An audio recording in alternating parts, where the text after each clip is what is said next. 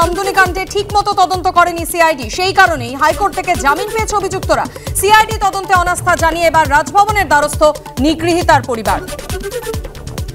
ময়ূক ঠাকুর চক্রবর্তী আমাদের প্রতিনিধি এই মুহূর্তে আমাদের সঙ্গে রয়েছেন। ময়ূক, ঠিক কি অভিযোগ নিগৃহীতার পরিবারের, কি বলছেন তারা?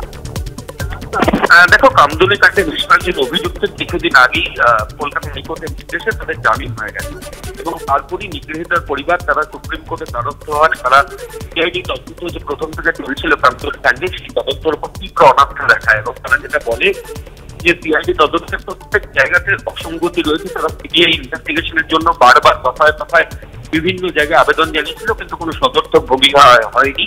সিআইডি ইনভেস্টিগেশনই হয়েছে এবং যার ফলশ্রুতি বেশ কয়েকজন অভিযুক্ত জামিন পেয়ে গেছে তদন্তের বেশ কয়েকটা জায়গায় অসঙ্গতি থাকার জন্য। এবার ইতিমধ্যে সুপ্রিম কোর্টে একটা এসএলপি ফাইল করা হয়েছে, যেটা আগামী 2 তারিখে শুনানি রয়েছে। এটি মাঝে রাজ্যপালের দ্বারস্থ হল কামদুনির পরিবার। আজকে রাজভবনে আসে কামদুনির পরিবার, সঙ্গে দয়াল এবং মৌসুমী, এবং তারা এসে মূলত যেটা জানায় যে সিআইডি তদন্তের উপর তাদের তীব্র অনাস্থা। সেই কারণেই তারা রাজ্যপালের কাছে দ্বারস্থ হয়েছে, রাজ্যপাল যাতে গোটা বিষয়টা মধ্যস্থতা করেন। একদমই, রাজ্যপালের সঙ্গে দেখা করার জন্য সময়ও চেয়েছেন প্রতিবাদীরা। ধন্যবাদ ময়ূক। আমরা আবার সুপ্রিম কোর্টে দ্বারস্থ হয়েছি, এসএলপিও হয়ে গেছে আমাদের। জানুয়ারি 2 তারিখে আমাদের কেসটা আবার সুপ্রিম কোর্টে উঠছে। তো আমাদের যে দাবিগুলো আছে, যাতে উকিলের সাথে আমরা ঠিকমতো কথা বলতে পারি বা রাজ্যপালও যেন আমাদের এই কামদুনির কেসটাকে একটু দৃষ্টি আকর্ষণ হয়, তার জন্যই আমরা এসছি ওনার কাছে। আমরা একটা চিঠি দিতে এসছি আজকে। তো সেই চিঠিতে আছে আমরা দেখা করার জন্য অ্যাপয়েন্টমেন্ট নিতে এসছি। প্রথম থেকেই আমরা চেয়েছিলাম যে আমাদের সিবিআই তদন্ত দেওয়া হোক, কারণ সিআইডির প্রতি কোনো রকম আস্থা আমাদের ছিল না। আজকে সিআইডি যদি ঠিকমতো তদন্ত করতো, ঠিকমতো রিপোর্টগুলো হাইকোর্টের কাছে পেশ করতো, তাহলে আজকে কিন্তু এই দিনটা দেখতে হতো না। যারা বেকসুর খালাস হয়ে গেছে তাদের কিন্তু বেকসুর খালাস হতো না, তারা যেন দৃষ্টান্তমূলক একটা সাজা পেত। সেই কারণেই আজকে এখানে এসেছি যে সিআইডি আমাদের কামদুনি নিয়ে যে তদন্তটা করেছে পুনরায় তদন্ত হোক এবং সেটা যেন সিবিআই দিয়ে হয়। 24শে ডিসেম্বরই হবে টেট পরীক্ষা, জানিয়ে দিল কলকাতা হাইকোর্ট। 24শে ডিসেম্বর আপনারা জানেন ব্রিগেডে লক্ষ্যকণ্ঠে গীতা পাঠ আছে, আর বিজেপি সাংসদ দিলীপ ঘোষ তিনি মামলা করেছিলেন, সেই একই দিনে টেট পরীক্ষা হবে। দিলীপ ঘোষের মামলা খারিজ করে জানিয়ে দিল কলকাতা হাইকোর্ট। পরীক্ষার্থীরা যাতে নিজেদের পরীক্ষা কেন্দ্রে যথাযথভাবে পৌঁছতে পারে তার ব্যবস্থা করতে হবে পরিবহন দপ্তরকে এবং রাজ্য প্রশাসনকে, তা নিশ্চিত করতে হবে, এমনটাই আদালতের নির্দেশ। 24শে ডিসেম্বর পরবর্তী টেট পরীক্ষা, যেদিন ব্রিগেডে লক্ষ্যকণ্ঠে গীতা পাঠ হবে সেই দিনই টেট পরীক্ষা হবে। সৌভিক মজুমদার আমাদের প্রতিনিধি রয়েছেন আমাদের সঙ্গে টেলিফোন লাইনে। সৌভিক, কি নির্দেশ আদালতের?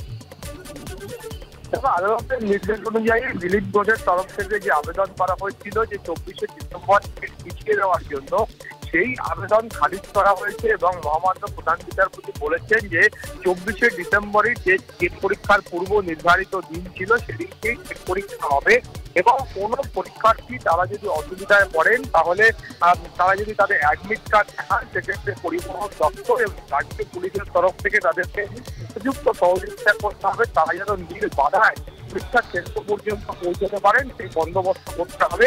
এই মর্মেই কিন্তু মহামান্য প্রধান বিচারপতি নির্দেশ দিয়েছেন। ছাড়াও যে দিলীপ ঘোষের তরফ থেকে যে আবেদন করা হয়েছিল, সেই আবেদনে তিনি বলেছিলেন যে 24 তারিখ অর্থাৎ আগামী 24শে ডিসেম্বর সেদিকে টেটও রয়েছে এবং একই সঙ্গে প্রধানমন্ত্রী আসছেন গীতা পাঠের উদ্দেশ্যে।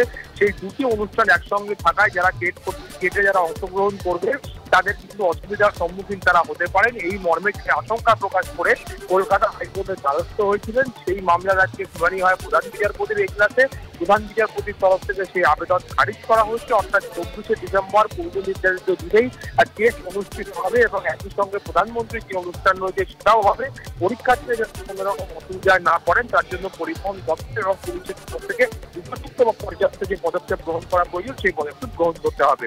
একেবারেই সৌভিক, ধন্যবাদ। অর্থাৎ কলকাতা হাইকোর্ট জানিয়ে দিল যে 24শে ডিসেম্বর একদিকে ব্রিগেডে যখন লক্ষ্যকণ্ঠে গীতা পাঠ হবে সেই একই দিনে টেট হবে এবং সেক্ষেত্রে রাজ্য প্রশাসনকে যথোপযুক্ত ব্যবস্থা নেওয়ার নির্দেশ দেওয়া হলো।